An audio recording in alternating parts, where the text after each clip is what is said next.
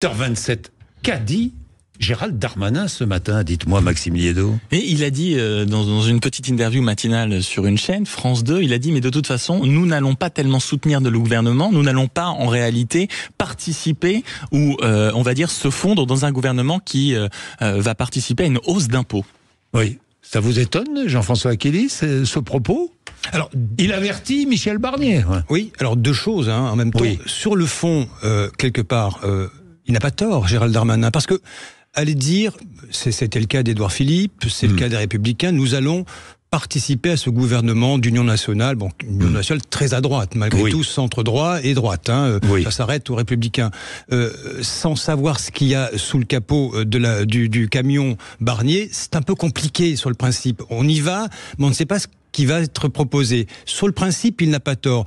Il y a aussi la trajectoire personnelle de Gérald Darmanin. Souvenez-vous, quand il quitte le gouvernement, il tombe la cravate, il dit « moi c'est fini, je retourne chez les Français, je redeviens parlementaire ». Et soudain, il y a eu la possibilité de conserver certains, on va dire, ministres sortants. On a évoqué Gérald Darmanin à l'intérieur, Rachida Dati à la culture, Catherine Vautrin aux affaires sociales, peut-être sur d'autres portefeuilles.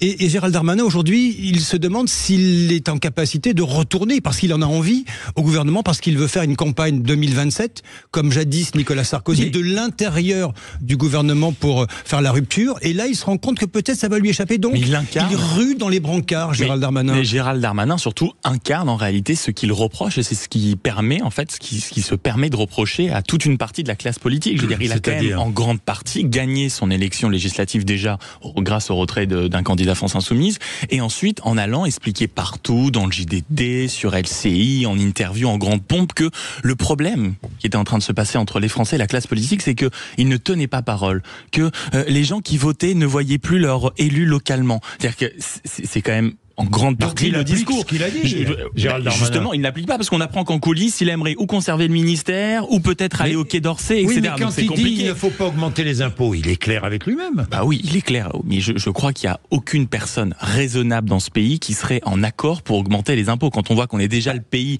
avec le taux de prélèvement obligatoire. Tout à l'heure, vous allez voir si elle n'est pas d'accord pour augmenter les impôts. J'ai évoqué des gens rationnels, je ne sais pas encore, je l'écouterai à votre micro pour savoir si elle est totalement rationnelle. Jean-Jacques, une excellente ministre de l'Éducation nationale, c'est son combat personnel, oui. Ah bon? Oui, mais tout le problème, c'est que Michel Barnier n'arrive pas à recruter.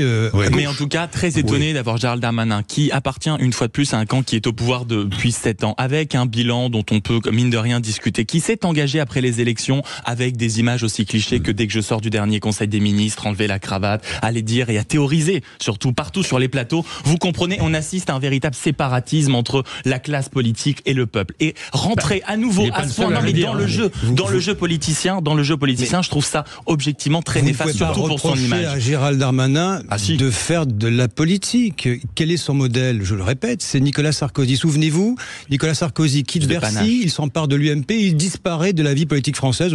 On n'avait plus envie de l'interviewer. Qu'est-ce qu'il a fait pour revenir dans le jeu? Il est revenu place Beauvau, et c'est de l'intérieur du gouvernement qu'il a pu gagner l'élection présidentielle. Il a ce souvenir-là, ce logiciel-là en tête, Gérald Darmanin, il fait de la politique, ils font tous de la politique. Surtout aujourd'hui. Oui, surtout en ce moment. Donc il se dit, ce pauvre Michel Barnier, les jours passent et il a de plus en plus de difficultés à composer son gouvernement. La rupture et par des messages puissants que vous envoyez aux Français. Justement, où est la rupture avec un homme politique qui dit je quitterai le gouvernement et qui ensuite manœuvre pour y rester totalement? L'image est désastreuse. C'est la politique. Bon, merci.